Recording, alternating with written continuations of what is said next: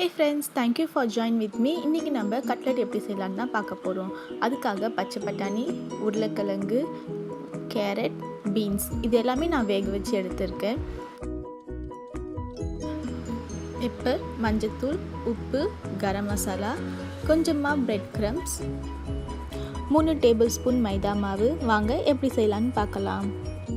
இப்போ நம்ம எல்லா வெஜிடபிளும் சேர்த்து நல்லா மசிச்சுக்கலாம். ஃபஸ்ட்டு நான் உருளைக்கிழங்கு எடுத்துக்கிறேன்.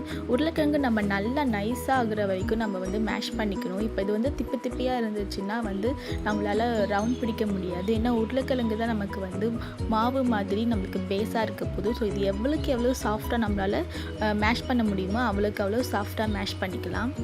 உருளைக்கிழங்கு நம்ம நல்லா மேஷ் பண்ணியாச்சு. இப்போ கூட கேரட்டும் பீன்ஸையும் நம்ம நல்லா சேர்த்து இது கொஞ்சம் குறைன்னு இருந்தாலும் பரவாயில்ல, இதையும் நல்லா மேஷ் பண்ணி எடுத்துக்கலாம். இப்போது இதில் பச்சை பட்டாணி சேர்த்து நம்ம எல்லாத்தையும் ஒன்றா மிக்ஸ் பண்ணிக்கலாம். இப்போது இதில் நம்ம ஸ்பைசஸ் சேர்த்துக்கலாம். கரம் மசாலா, பெப்பர், மஞ்சள்தூள், உப்பு இது எல்லாத்தையும் போட்டு நல்லா மிக்ஸ் பண்ணிக்கலாம்.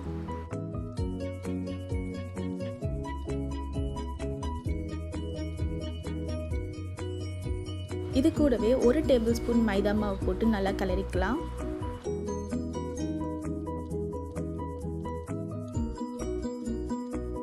இது கூட 2 டேபிள்ஸ்பூன் பிரெட் கிரம்ஸ் போட்டு நம்ம கலரிட்டு தனியாக எடுத்து வச்சுக்கலாம்.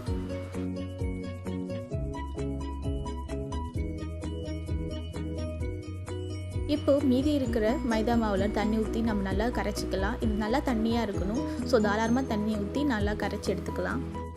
இதை தனியாக எடுத்து வச்சிடலாம்.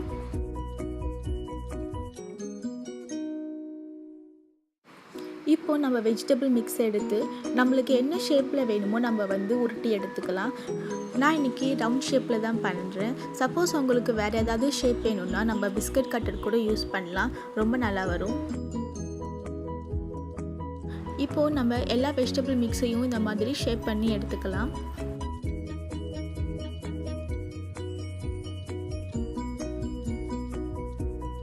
இப்போது கட்லெட்டை கோட் பண்ணி எடுத்துக்கலாம்.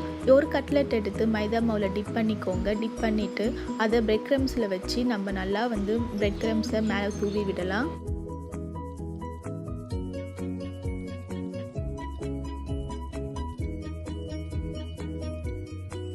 கட்லெட்டில் நம்ம கையில் வச்சு நம்ம நல்லா ப்ரெஷர் கொடுத்து அழுத்திக்கலாம். ஏன்னா பிரெட் கிரம்ஸ் கீழே உதிராமல் இருக்கிறதுக்கு இது ஹெல்ப்ஃபுல்லாக இருக்கும்.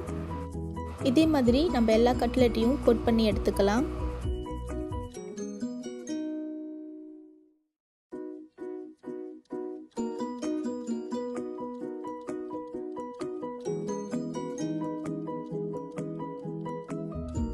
இப்போ கட்லெட்டை நம்ம ஷாலோ ஃப்ரை பண்ணிக்கலாம். அதுக்காக 4-5 டீஸ்பூன் எண்ணெய் ஊற்றி அது காஞ்சதுக்கப்புறம் நம்ம நம்மளோட கட்லெட் அதில் வச்சு ஷாலோ ஃப்ரை பண்ணிக்கலாம். நமக்கு பிரெட் கிரம்ஸ்லாம் நம்ம ஃப்ரை பண்ணும் போது கீழே உதிராமல் இருக்கணும்னா ஒரு 15 மினிட்ஸ் நம்ம ஃப்ரிட்ஜில் வச்சுட்டு நம்ம அதுக்கப்புறம் ஷாலோ ஃப்ரை பண்ணலாம். கீழே உதிரவே உதிராது.